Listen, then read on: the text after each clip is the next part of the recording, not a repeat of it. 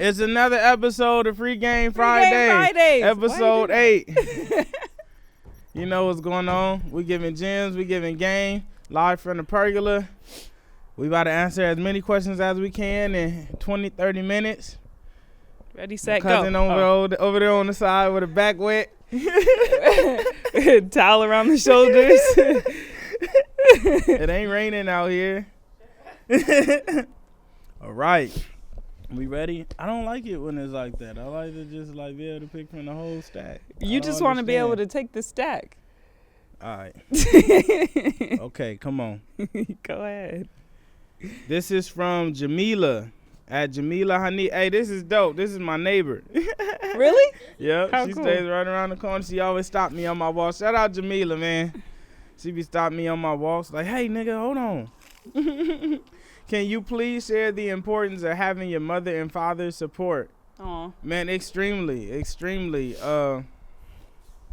Yeah, I don't know how to explain it beyond that. It's just it's crucial. You know, I like looking in the crowd and seeing my mama out there acting a fool and knowing my pops is in the corner with his hands folded on his stomach, just watching the room. It's a great thing to have him cook during shows and just everything. I enjoy the whole process of it, man. You can't beat having family support. That was the perfect description of how your dad be looking. This one is from Marcus Stippins. I'm curious how much you use an attorney, if at all. I know you're very knowledgeable about your homework, but legal stuff can be a different beast. Usually he will look at the paperwork first, and then if something doesn't make sense, then he'll ask somebody else who's very knowledgeable. And then if they don't know, then he'll ask an attorney because, you know, you got to pay your attorney every time you use them. Not mine though. Not yours. Mine's work on back end, man. He loves me. But, real nigga. Yeah, I use the attorney as needed, as required. Like she says, if I don't understand it, then we constantly elevate it until we get it to someone who does get it. But I seldomly have to use my attorney. I'm pretty knowledgeable about the things that's coming my way. But yeah, that's required. This is from Jamil, Mr. Facto. If someone was looking to book with you, how much? I don't have a rate. It's priceless. It's invaluable. It depends on how far we have to travel, how many people I have to bring, how long I have to perform, what time I have to perform. There's so many things that factor into it, but I don't have an actual rate. So you could reach out with a budget and we can negotiate and work from there. It's priceless. This one is from Rifa Boo Shimmy. What's some advice you'd give someone that's preparing to reach out to avenues of promoters to get an opportunity to open up for another artist? Don't. Stop right there. You know, I've never gotten on a show after reaching out to get on a show. And I used to do that a lot. I'll see who's performing in the area and I'll send a message. I've never got on a show that way. I think you should really just wait until you're valued in a space and until someone reaches out to offer you a show. Until then, you should be throwing your own shows to build your name up so people actually want you on their lineup. Fact. What he said. This is from Zanaya Martin.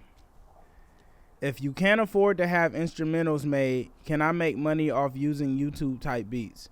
You could definitely make plenty of money off using YouTube type beats. I think probably 75% of all the hits you hear on the radio are YouTube type beats. Buy the lease, put your shit out, and give them their split. Make sure they're getting paid as you get paid from the distro. As simple as that. This is from Year of the Tory. How do you currently use crypto and blockchain in your business? And what are some... Ooh, God. Sheesh. Had hot Cheetos. And what are some of the ways you plan on using crypto? Right now, crypto is used when we use Even to pre-launch an album. I don't know what your plans are, though. Yeah, I think crypto is just another tool. Even with Even, I don't see, like, hyper benefit, you know, beyond the point of like the transaction goes through a little bit quicker. Yeah. But even then, it's not really instant, not as instant should be. Right.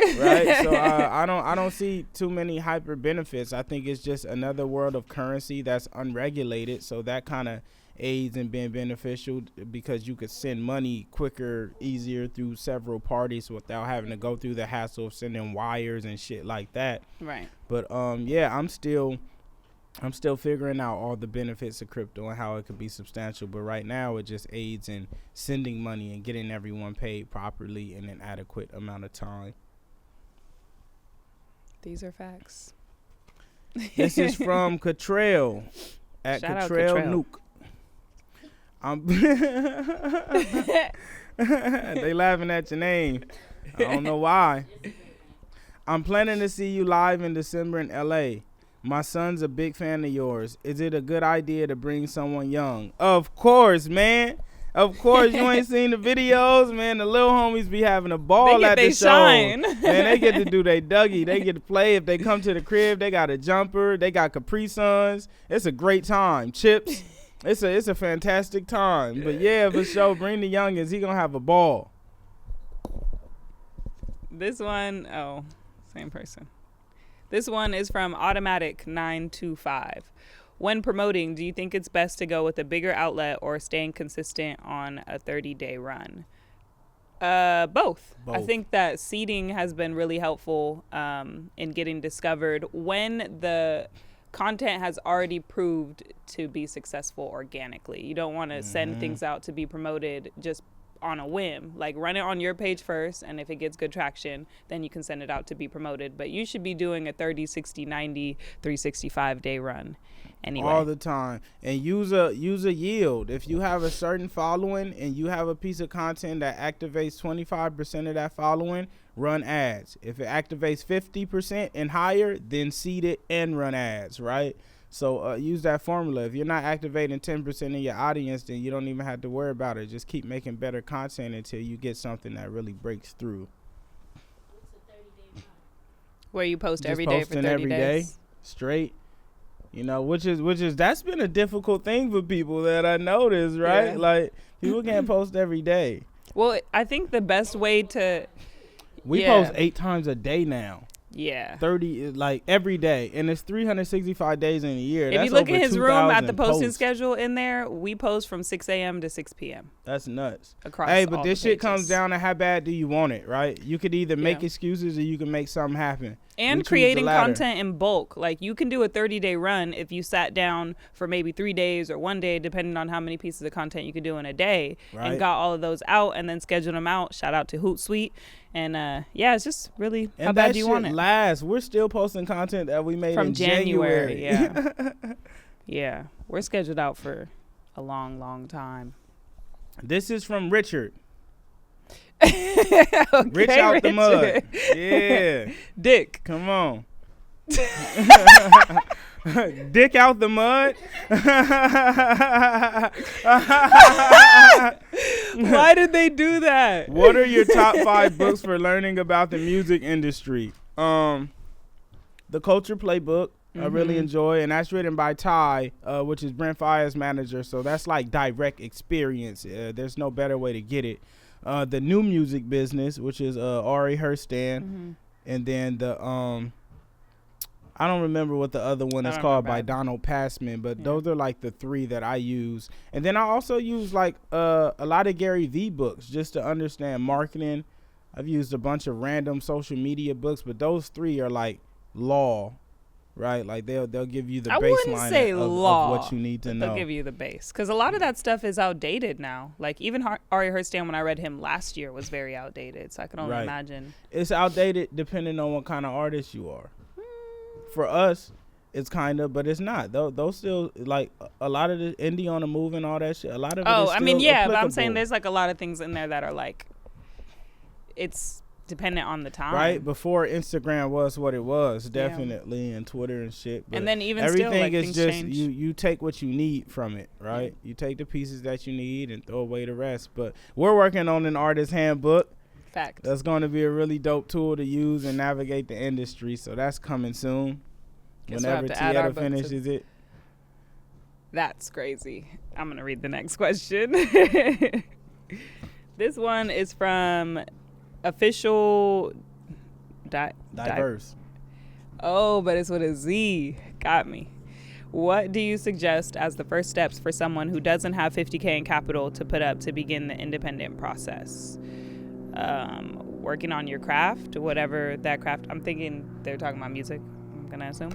Where's the 50K in capital? Well, because from? I think maybe you had a bar that said I put 50K in before I ever got some help. Yeah, okay, I think that's why they said that. But you don't need 50K. Just invest in what you need. Like if you're an artist, then you might want to have a microphone and a home studio and a camera to create content. And just as you go, the more things that you need, invest in those things. And that 50K is not a bulk amount. Right, and we were just talking about this with Stretch. Right. That's an amount that you get to, and I got to that by buying a camera that costs $800, and then buying a mic that costs $400. So it's not like you have to have 50K to start. You start wherever you are. Right. You got $100, put that shit into some ads, and next thing you know, you can spend $300 on ads. So it's a accumulation of that. It's not one amount. You don't wait until you have 50K to start. And you then spend 50K throughout the journey, right? That would be really interesting to see what that looks like. What? If somebody waited until they had 50K and then they wouldn't know what to do with it. Like you've never tried nothing. You didn't test out nothing. You're gonna waste it. Facts. This is from Winton, the Perry Chaser. The what? What he chasing? The Perry Chaser. I don't know what the Perry is. We have questions, Winston. Was it Perry Winston Chaser. or Winton? Anyway. Winton. How do you create so many videos so rapidly when it takes time to edit? Shout out to the editing so team. So we create a lot of shit in bulk. Like, and at the top of the year, we spent 3 days back to back just doing live sessions. I think we ended up with 81 sessions in those 3 days. Some days we'll shoot, when we used to shoot the GC Present sessions, like in a day we do like 4 or 5. And then, the editing process is tedious, but now there's multiple of us. There's me, Tietta, Fani, David, Cujo helps out, B Gigs, Yacion. So we kept adding more people to help with the process. But in the beginning, it was just me, and you just got to get the fucking work done. If you want it done, you got to get it done. Oh, wait, I think was that me? No, that was me. This is from the F Word. You're funny, Kimberly. Recommendations on where to print quality t-shirts for upcoming streetwear company. If you don't want to print it yourself, what was the name of the people that did the CDs? Unified Manufacturing in LA. Yeah, they're really dope. They did our vinyl production and CDs, and they also do merch production. But we do merch in-house. So, I mean, if you don't want to, I'd recommend doing it in-house to start, honestly, because you can get the cheapest yield for it. Once you get the base equipment that you need, that's where you're going to get the lowest cost to produce. And I think when you're starting, that's very important to have a cost that's able for you to maintain. Unless you do drop shipping, there's some companies that allow you to just enter your design and they only produce it as it's sold. The only thing with that is like, you never see or touch your product. It's not hands-on. You lose all of that. You lose all the knowledge and experience that it takes to grow a merch business when you give it to someone else.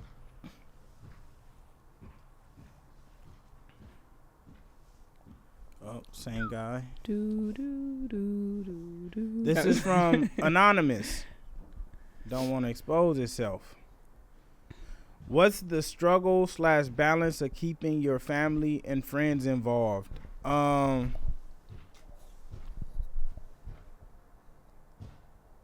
Certain plants can only grow in certain terrains. So I think it's a natural inclination for certain things to wither away when it's desert weather. Certain plants can't survive in a desert, and certain plants can't survive in a winter. So it just happens kind of naturally.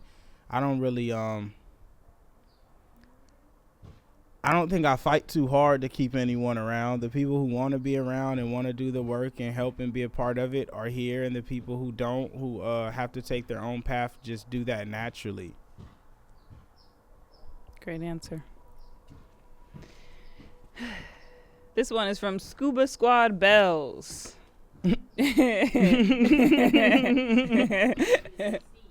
I wanted to. It's not the name. Threw him for a loop.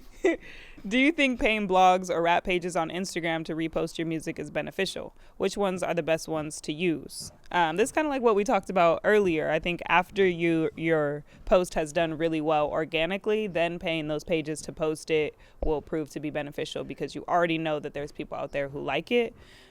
We used Rap Marathon. Rap Marathon was one of the first ones we used. That broke 2021 freestyle. Facts. But it's after the content is established. It went viral as on great TikTok content, first, right? yeah. TikTok did its thing.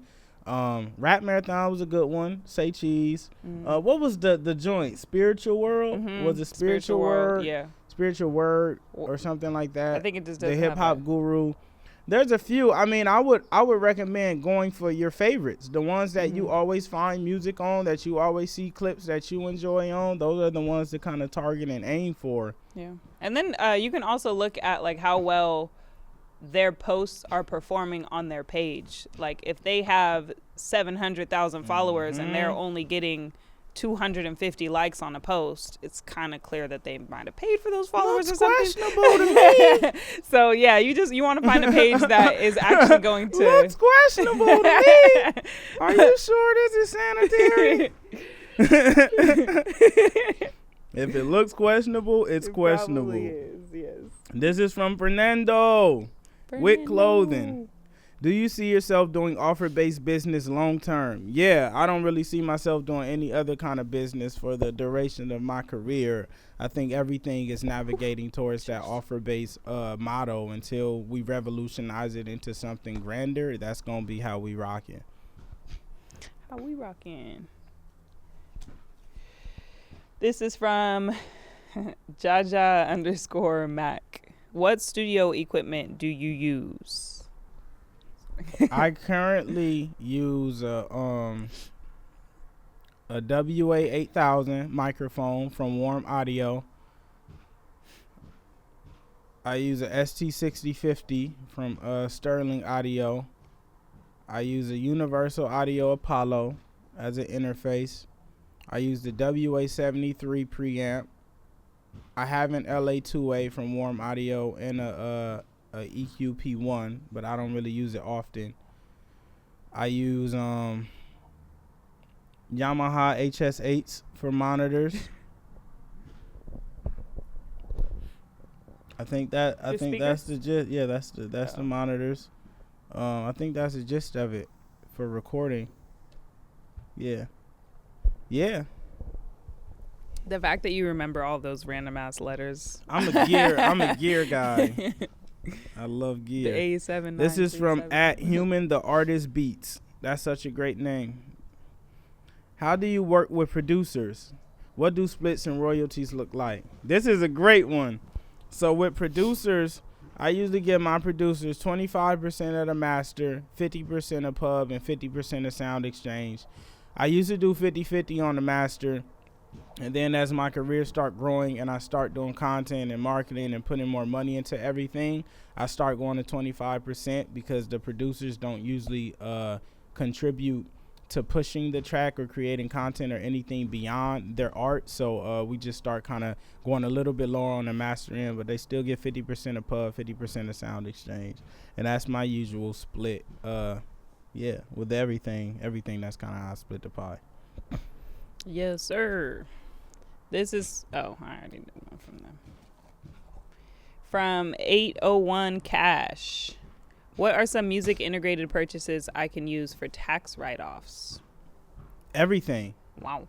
All of them. Thinking Any ahead. equipment you buy is a tax write-off for your business. That's why it's important for you to establish a LLC or a business that you can write that off of. But lunches, gas, marketing is a tax offense. So when you run ads, you could write that off. All of your music, every promotions, purchase, yeah. Anything you seed, all of that is a business expense. So every purchase that you make to kind of chase your dream is something you could write off.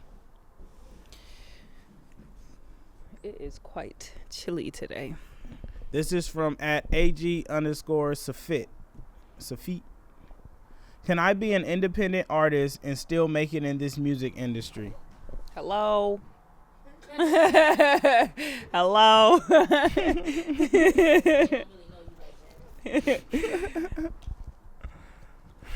This is from Epic Love.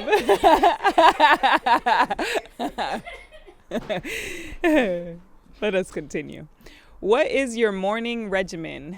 Well, me personally, I get up, I go to the gym, and then I come home and shower and eat breakfast, and then I head to GCHQ and get to work. Yeah, sometimes I'll get up and drink tea, start working, take Mel to school. Sometimes I'll jog if I'm feeling a little spicy that day, right? But yeah, usually I get up and just get to work. Yeah. Yes, sir. This is from Von2Slept_on 2 times, right? Gotcha. How do you get a deal? I think you get a deal by impressing people who work at labels or people who are able to give you deals. Just do great work, and everybody will be like, hey, I want to sign that kid because he's exceptional, or hey, I want to sign him because he's viral and has potential. But you just have to make noise. You got to blow yourself up. This is from Miss V 1980. Why did I do that? Why are all of your songs up for investment shares / percentages? Yes, the whole catalog is up for grabs. There are some songs though that are already fulfilled. There's no more investment opportunity. Baggage Claim was one that went very early. Yeah, there's a few. A lot of Cook Together, Eat Together. There's a few that aren't. My features aren't. Because we got a lot of requests for Again. Everybody was trying to buy shares in Again, and I don't own Again. Pilo owns Again, so that's not. But it's not anything that's my catalog, definitely it's up for grabs if it hasn't already been fulfilled. 2021 Freestyle is out. Sway Freestyle, Breakfast Club, Do That Little Dance, damn near. There's a few that have just been, they've been consumed and they're owned by the people. That's a great problem to have. Right? Beautiful. Not a problem at all. This is from Mac and Holes _ Man, come on. A man of moral. A man of great character and moral. That's what I'm talking about. I see it. Should I worry about publishing even though I don't have any real weight on my belt? Yes, you should. Because every song you release generates about 4 different lanes of revenue. And even if no one cares about your song, you should still register it because one day people will care about the song and it's going to make a lot of money. And with Pub, you can only collect retroactively for so long. So you want to, every time you release a song, make sure your Pub is filled out because you don't know what might happen in the future to it. Let's do 23. Let's do 5 more. Okay. I got a lot of the same people over here. This one is from Nina Sosefina.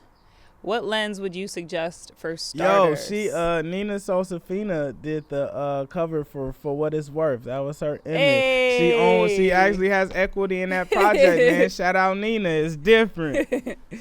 What lens would you suggest for starters? I suggest a really wide lens and then a closer lens. So we use a 14 millimeter on the Blackmagic and then maybe a closer lens like a 50. But I would stick with a wider lens for kit. everything. Every camera I got, I bought a kit that had a 35, a 50, and an 85, and either a 12 or a 24. That covers the range of everything you usually need to shoot unless you're going macro. But yeah 24, 35, 50, 85. But if you were only going to get one, I would get a very wide lens because you can always come up closer to somebody. Or you can get a zoom lens that covers 24 to 75. But the zoom shit. Lenses don't really have as low of f-stops. So it's better to get different quality lens. Glass, right? We use prime lenses, and prime lenses only have one fixed focal length, right? So you don't get to zoom in, you get the length that you get. But usually the image is a lot clearer, right? Yeah, a lot more crispy. All right. We're losing the sun, too. I don't know what it's looking like. This over is there. from @InFault. What is the difference between a writer credit and a composer credit? There is no difference. It's the same thing, but what happens with publishing is they level a writer share and then a producer share, composer share, and basically the writer share should be divvied between the people who wrote the lyrics of the song, and the composer share should be divvied between the people who made the music of it.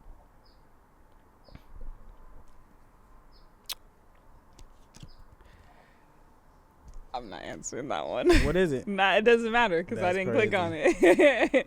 Damn it. Okay, this one is from Ari to Billy. What's your favorite thing about being a parent? What's your ultimate parenting goal? I'm not a parent, so.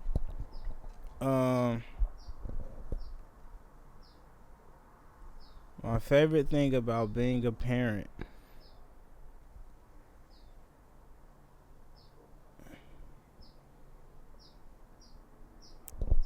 I don't know, just kind of knowing that you've created something. Did it stop recording? It's not plugged into power, bro. It has a battery pack on it. Did you charge the battery pack though? Wow. Did it just turn off? I'm not sure.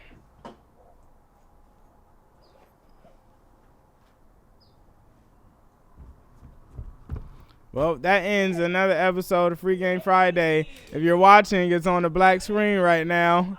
And it's all Tietta's fault. That's it. We're wrapping it up. Episode 8. That's how it goes.